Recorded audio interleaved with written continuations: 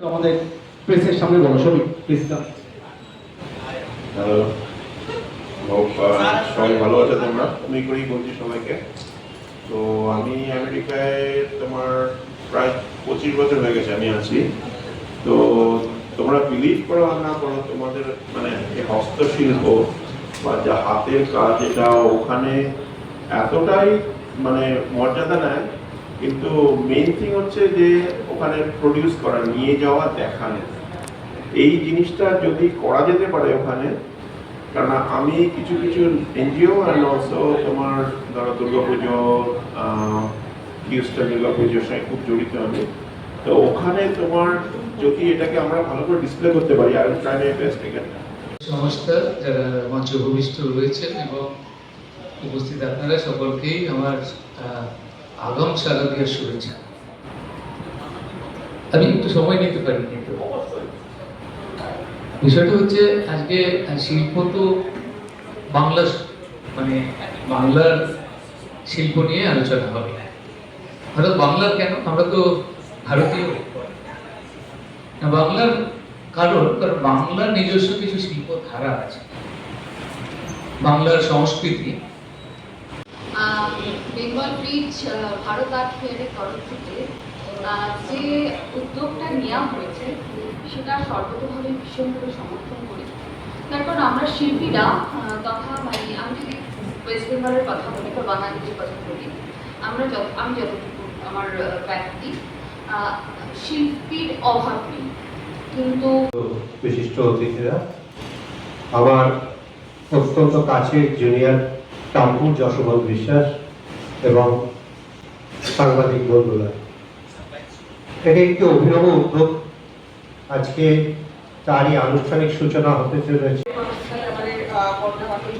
প্রত্যেকের সাথে আমরা ইন্টারেক্ট করার চেষ্টা করি, সবাইকে যারা পিছিয়ে রয়েছে তাদের আমরা সামনে আনার চেষ্টা করি, এবং যারা উত্তর দিতে চাইছে তারা যাতে সাধারণ মানুষের কাছে অনেক সহজে তারা পৌঁছে যান সেই চেষ্টাটা আমরা করি। সিনিয়র মেম্বার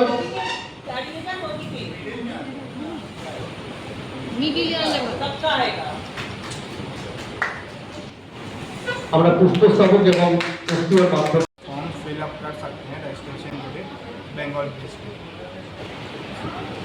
और क्या उम्मीद रख रहे हैं बंगाल आर्ट में जितना दूर दूर से क्या उम्मीद रखते हैं? इसको हम लोग ग्लोबली आर्ट फॉर्म को लेके जाना चाहते हैं। जैसे कि मैं भी एक कलाकार हूँ, मूर्तिकार हूँ, फिर बाद में मैं विनायक निगम स्टूडियो का फाउंडर हूँ। तो एज एन आर्टिस्ट मैं और आर्टिस्टों को ग्लोबली प्रमोट करना चाहता हूँ, उनको सपोर्ट करना चाहता हूँ, उनको कैसे उनके आर्ट फॉर्म्स को कलेक्टर्स एंड बायर्स तक ग्लोबली लेके जा सकूँ, वो मैं उसमें बात करता हूँ। नेशनल लेवल में हो रहा है जी। এইটার জন্য এই সময়কার মধ্যে এই রেসিডেন্সির মধ্যে 50 participant from all the nation. এই ধরুন আমাদের তামিলনাড়ু দিয়ে আসছে, দুজন আমরা দিয়ে মুম্বাই দিয়ে আসছে, দিল্লি দিয়ে আসছে, জয়পুর দিয়ে, এই করে 50 জন একটা পার্টিসিপেন্ট আমাদের কলকাতায় আসবে।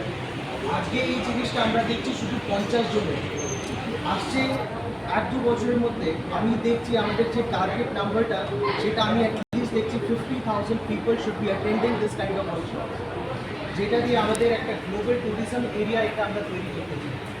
ভারত আর্ট ফেয়ার শুধু একটা আর্ট ফেয়ার রইল না, এটা একটা ন্যাশনাল রেসিডেন্সি, এটাও রইল না, এটা একটা হয়ে গেল আমাদের একটা ভারতের জন্য একটা প্রতিনিধিত্ব, একটা আমাদের